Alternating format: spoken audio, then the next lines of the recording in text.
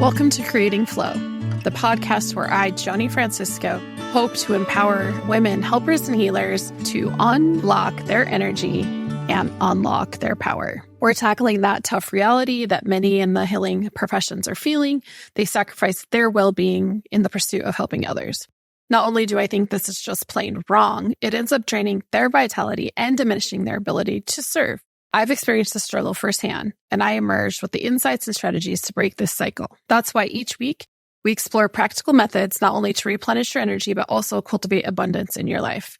You'll gain actionable steps to fill your cup first, ensuring you can overflow with energy and serve others without burning out. Ladies, I survived this. I got through it, and so can you. For you women who are tired of feeling sick, tired of getting conflicting information, and frustrated, I hear you. In today's episode, I'm getting real, sharing my story and what has led me to building this business, life, and yes, this podcast, Creating Flow. But first, if you like what you hear today, I would highly suggest joining the Abundance and Flow community on School. Not only are there free, awesome AF trainings, in there we are building a community of other helpers ready to have more abundance and flow in their lives. Let's journey towards freedom in life, health, and business. The link to join is in the show notes, and I really hope to see you there. So tell me, have you ever been there? I remember this day so clearly, and it was really pivotal in my life. It changed the trajectory of my business. It changed the trajectory of my personal health. But I remember just feeling so stuck on the couch. I'd been in my house for days. I really was a hot mess. Unbathed, greasy hair, didn't even care. Watching my son play by himself while chucking organic snacks at him, and I was barely able to nurse my baby girl. And my mind was going crazy with all these thoughts of the things I needed to get done. And if I could only just do this one more thing or learn this other thing, then I would be okay. And then, those thoughts of like, there has to be more to life than this. Like, I need to be able to feel good. And I have this mission to help people. But I couldn't move. And it had been weeks of just barely even getting by, getting the basics for myself, getting the basics for my kids. And this was really, as I see now, looking back, my really lowest point, but also very near my breakthrough. The years leading up to this, for 10 years, I'd had different health issues, and I feel like they just really wouldn't get solved by conventional medicine. And I had sought after alternative and holistic practitioners and years and research and training on my own. After all, I had a doctorate in physical therapy, so I could read the research and began looking, for those alternative treatments, food, supplement use, energy healing, mindset training. And I started to incorporate all of those things. But really, the biggest thing was taking the leap to take responsibility for myself and the life that I really wanted to live and my wellness. I had to quit my job. I had to really make a plan that I could adhere to, but this took years. I want to go back so I explain that journey just a little more, because really my journey into alternative health had started years before this. And I remember I was sitting in the doctor's office and hearing the words, "You will not be able to have children." And it's all I could think about as I sat there, and they were telling me that due to my pain from my endometriosis, mind you, I'd already had surgery. But I was 26. I was unmarried. I was just out of doctor school for physical therapy. And I hadn't even thought if I wanted kids yet. I didn't even know that yet. And they wanted to remove one of my organs. And I'm like, that just didn't seem okay to me. And that was really my first round of seeking out something else. And at that point, I was able to find an acupuncturist near me that was also trained in traditional Chinese medicine. And through acupuncture, diet changes, and herbs and different support for my systems from the Chinese medicine supplements, I really was able to heal my body. And when I finally did get married, have kids, or think about having kids a few years later, that process went very smoothly for me. And I also have not had any endometriosis type symptoms since then. I had another really memorable episode a few years after that. And again, here I am, emergency room, just bent over in pain.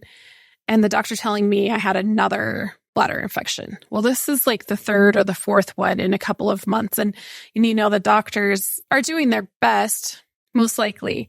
However, I asked for a culture, and they were just like, we're not going to culture. Here's your antibiotics. So I'm like, I'm not taking any more antibiotics. And if I hear someone tell me to wipe from the front to back again, I'll probably scream right in your face because I was doing all the things and I wasn't getting better. So again, frustrated, I sought out alternative care. And that's when I had my first appointment with a naturopath. And in those episodes of care, again, supplements, diet changes, acupuncture, and I was able to heal my body actually. And so that I wasn't suffering and putting band-aids on things as I went.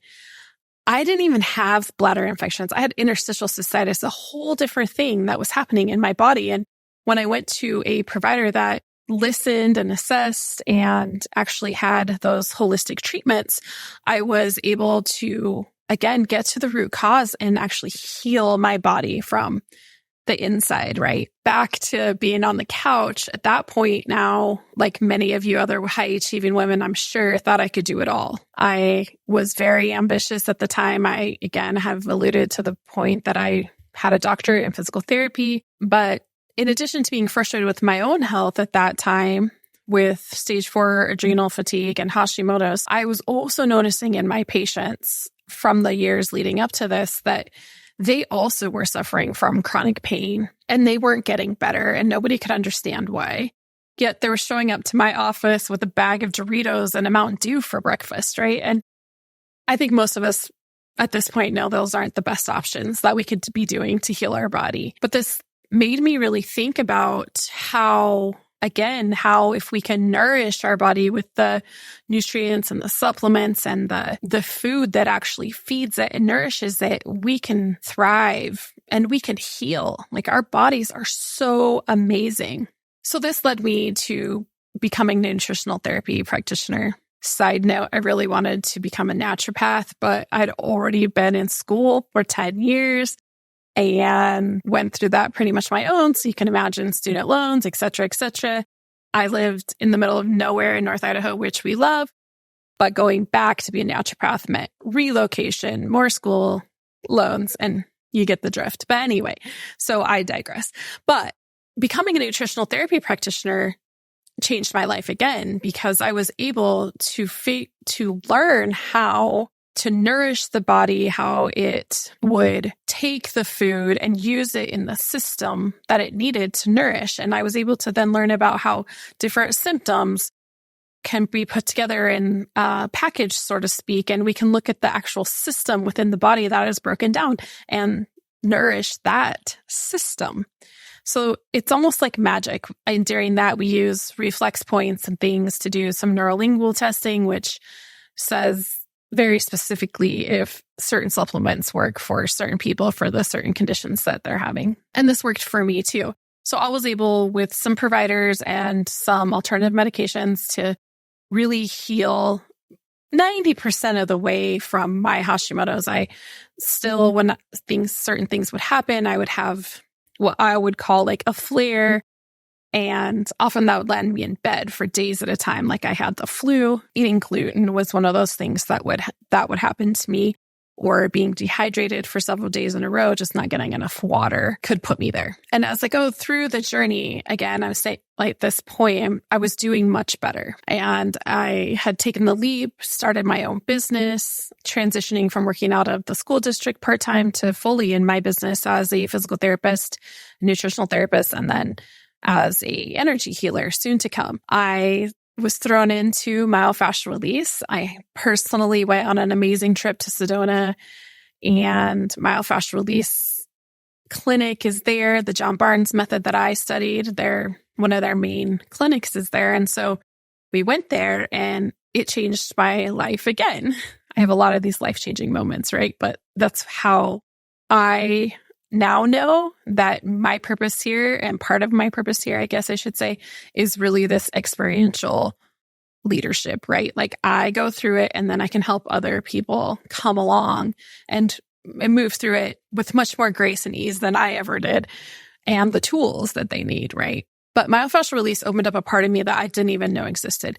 It really is what brought me into this space where I learned that I was actually an empath and I was intuitive, and that I could start to feel emotions. I could see different pictures, different things that would happen to people in their body or certain ways that tissues needed to move in order to realign and allow release of really stored experiences, stored emotions, and stored injuries, right? And as I dove deep into that myofascial release world, I was so intrigued. And other pieces that I was saying, where that intuitive piece was coming in, and then I would start to see like gears that would turn, and I would, in my mind, have to turn them back till they would sync up or something like that. And then the person would have a release on my table.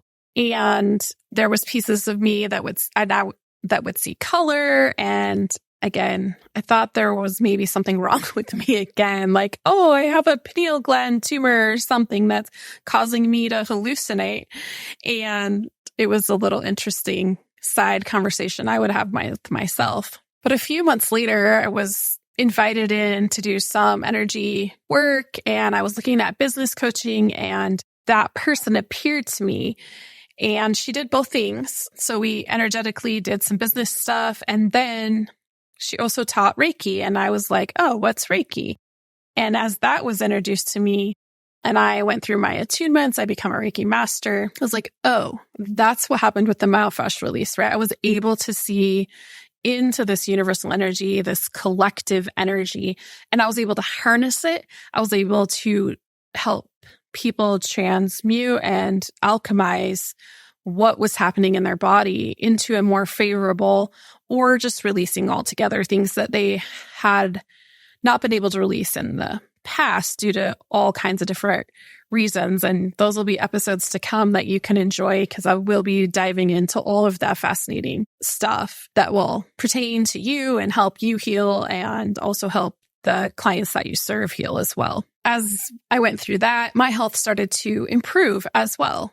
Little by little, I noticed that I had more energy, and that things didn't bother me as much as they used to, and stress was much less. Even though there was a lot of stressful things happening around me or in me, I was able to build the tools so that I could still function at a really high level, even though there was that stress around me. And one sort of last piece that I really haven't talked to about yet is the universal law and subconscious beliefs. Like, those two things went hand in hand for me. And I started to really study and immerse myself in what is this universal law that people talk about. And I learned how it's really woven in all spiritual texts, in religious texts. It's through the Bible, and all different sorts of spiritual guide work is based on the universal law principles. And subconscious beliefs, that is game changer, right? When I learned that most of what we see around us, first of all, we created, but second of all, they are really stories that we have attributed to the experiences that we lived. And then we assign meaning and worth and value with these beliefs through these experiences. And most of them aren't true, because in those experiences, we're not able to see them clearly on the inside. You know, they say hindsight's 20/20. Well, that's true even in our experiences. And so if we can go back with the tools we have now and the perspective we have now, and in a place of safety, we can learn to reprogram those beliefs inside of us. And there was a piece there that really clicked for me. And it was this idea that I was identifying as somebody who had Hashimoto's. I wasn't identifying as somebody that had been through Hashimoto's. And so I was looking still for the places in my life that were going to cause me to be tired or have a flare or not feel well or cause me stress, in the fact that it would exacerbate the Hashimoto's symptoms. When I reprogrammed that to be the person that used to have Hashimoto's, I now am not looking for those areas in my life that are going to cause me tiredness. And I don't have this feeling of being tired before I even do the things that are going to cause me to have a flare. And sure, I still get tired sometimes, and I still need some additional rest time, but it's not for days and weeks at a time. And really when I look through this journey, like it was hard, but there was a blessing there, like there always is. I was really able to lean in and learn about how our internal world is showing up in external symptoms and signs. And when we have physical things, we need to look inside to heal them, as well as outside. Once they have become physiological, we have to address that as well and give the physical body what it needs as we heal the spiritual and emotional and mental areas of us. And through this, I also discovered my purpose really is this idea of generational healing. And I did go a little rabbit hole with that for a little while about how daunting that felt. But once I was able to step into this idea of helping other helpers and healers have energy so that they can actually show up and serve and feel good and make an impact. And really that leads them to freedom in their life, their health, their business, and brings in more money for them. And I just feel full of life when I get to help other people unblock their energy and unlock their internal power, get rid of that messaging and those beliefs and those double binds and energy that is stuck in their body that's holding them back from doing these great purposes that they also have, and ultimately spreading their magic around to other people and then thus helping other people. And that brings me back to my purpose of that generation healing. And if I do it through other helpers and healers, then we get to exponentially unlock this for so many women. And this then brought me full circle around to now the programming that I offer that encompasses that whole mind, body, spirit piece. And we focus on taking women from that place of scarcity, tired, sick, stuck, procrastinating, into the place of abundance of time, health, and energy. And when you get there, what gets to happen for you is you get to make more impact, you get to make more money. And we do this by addressing all the areas of our existence, and we get to support and nourish the mind, body, and spirit into wholeness. And the fire to spread this message is what's really brought me into the space of podcasting and starting this podcast, Creating Flow. So not only can I bring the information that I get intuitively and what I learn and the strategies that I have in place for other women to be successful, I also get to bring in a lot of really cool experts and other people in the same space. And they also get to bring in their knowledge and their wisdom and really add to the richness of this podcast. So I am super stoked to have these amazing conversations and bringing these other amazing women, maybe occasionally men to you. We'll see, and bring that to you. I think that's my story for today. So I hope to see you next week and keep on listening to Creating Flow. So amazing. You've reached the end of another episode of Creating Flow. And I want you to know I appreciate your presence and to remind you knowledge is powerful, but taking action is transformative.